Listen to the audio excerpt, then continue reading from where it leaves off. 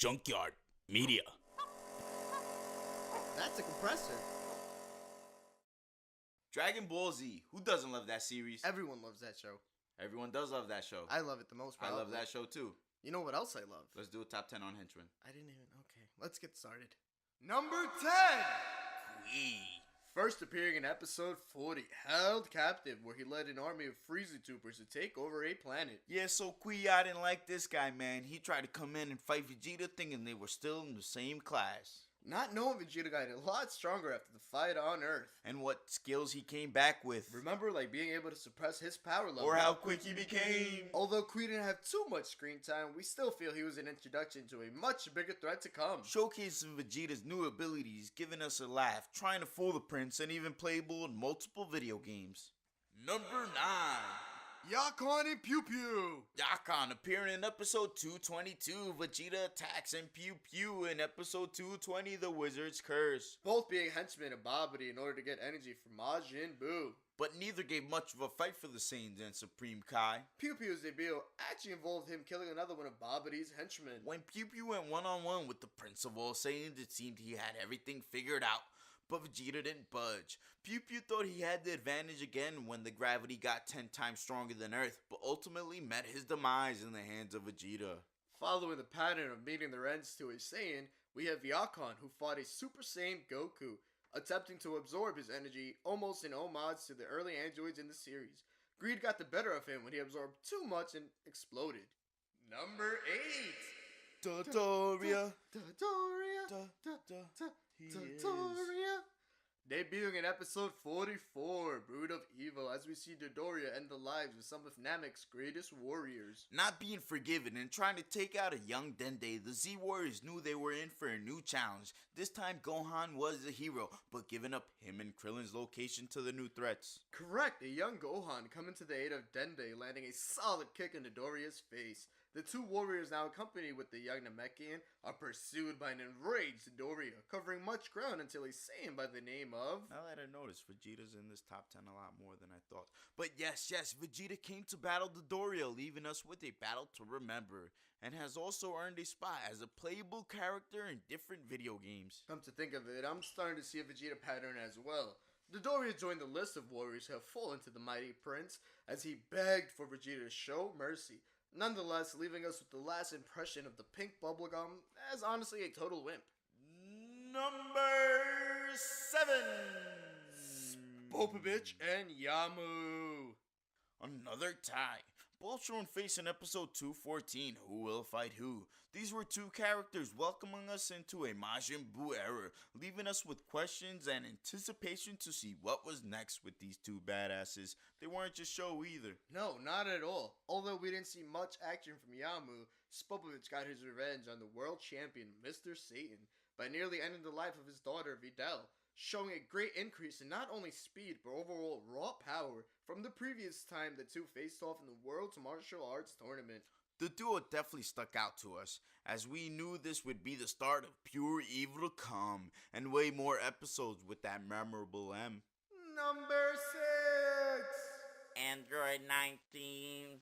Appearing in episode 126, the androids appear with a 3-year heads up from future Trunks. When they appeared, 19 didn't look like much of a threat, but still gave us worry and wonder. And what would come from this minion that was standing next to Dr. Gero? We knew they were not to be messed with.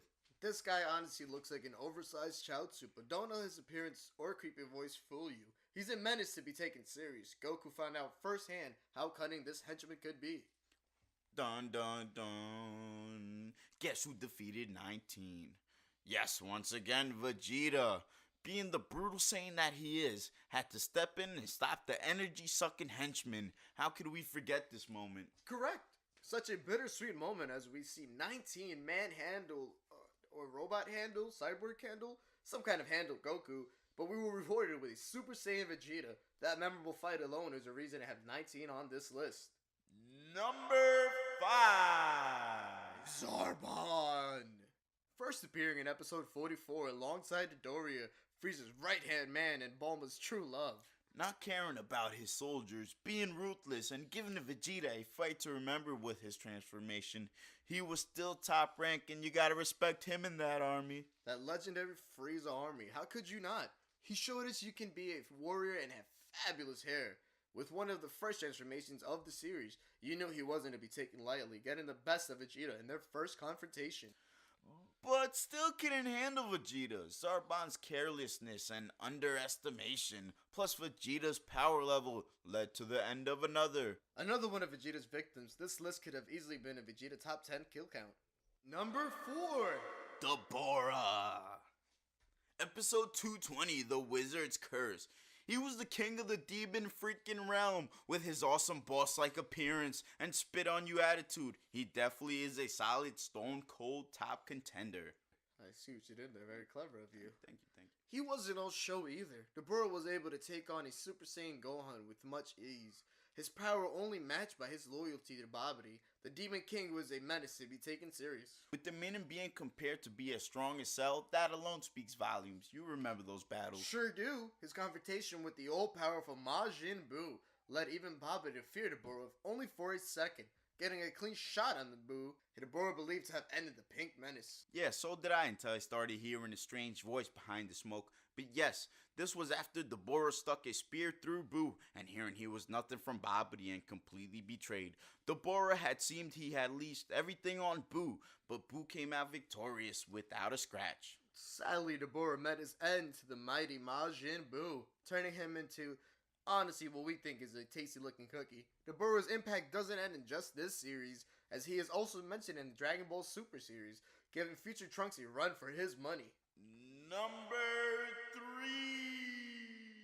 Cell Juniors. Plural? Debuting in episode 183, Android Explosion. These silly in nature kid warriors were created by the monster Cell in order to push a Teen Gohan to his breaking point. According to Cell, each of his offspring has his power and ability, however, do not look as durable. Yes, given the Z Warriors a challenge and almost beaten all of them. They were definitely milestones in Dragon Ball Z and the Cell Saga.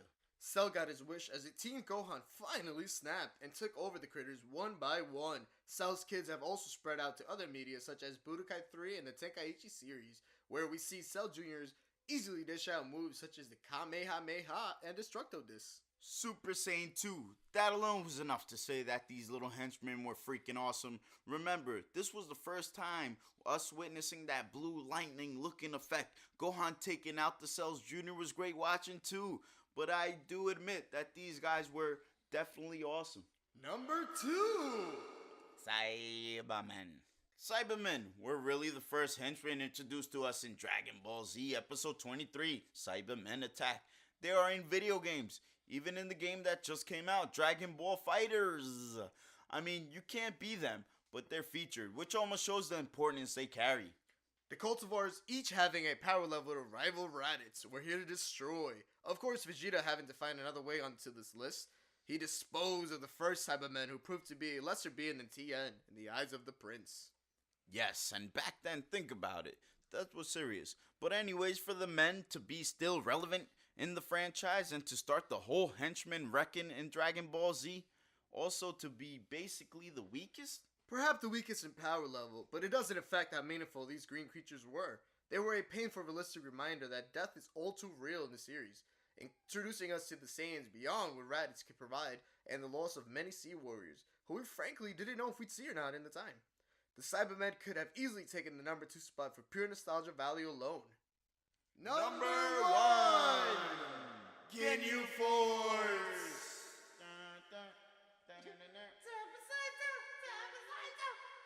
Where do we start? First introduced to us in episode 48, Arrival of the Ginyu Force.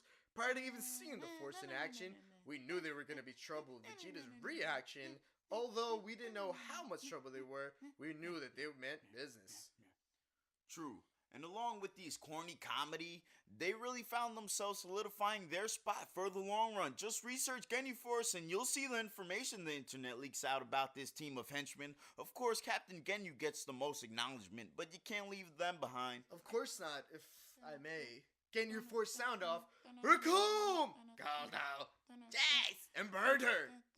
Just make sure I don't do that again.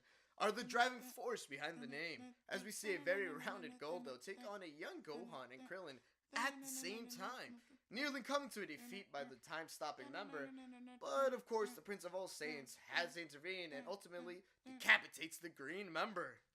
Within time, all members were erased in the hands of Vegeta, killing Birder and Raccoon after being already beat by Goku. No mercy. Then Jace during a one-on-one battle. The only one that didn't get executed was Captain Genyu, that remained a frog until the Super Series came out, and he fooled Tagoma into reading Change Now, which is pretty awesome if you ask me. The Ginyu Force were a much welcome menace to the series, showing us how powerful Goku really got after the training on the way to Namek, and extended Vegeta's kill count along the way. The mercenary team was feared throughout the universe and have more than rightfully earned the #1 spot in our list. And that's a wrap, humans. That's it for the top 10. Don't forget to like, share, subscribe. Why you gotta do that? Subscribe, social media, do whatever you want to do, alright? There you go. Go ahead, finish it. Do the Vegeta thing. Are you walking out? Do the Vegeta thing. Is he really not coming back? Is he still? Okay, so we gotta wrap this up. Just comment down below the Vegeta's kill count for this video. The first one will win a pop. That'll work.